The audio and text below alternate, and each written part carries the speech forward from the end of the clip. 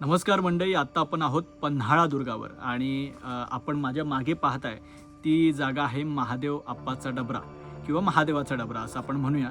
आता डबरा अशासाठी की इथे छोटंसं एक डबरं साचलेलं आहे आणि समोर किंवा माझ्या मागे तुम्हाला दिसत असेल की ही महादेवाची पिंडी आहे. त्याच्या वरच्या बाजूला कलश आहे की ज्याच्यातून दुग्धाभिषेक किंवा पाण्याचा अभिषेक हा पिंडीवर होत राहतोय आणि अगदी पिंडीच्या समोरच्या बाजूला हा नंदी सुद्धा कोरलेला आहे आणि नंदीच्या समोर सुद्धा एक पिंड तिकडे तयार केलेली आहे.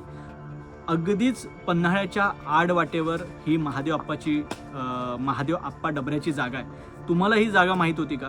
कारण आम्हाला आमचे मित्र गिरीश खेडेकर यांनी ही जागा दाखवली.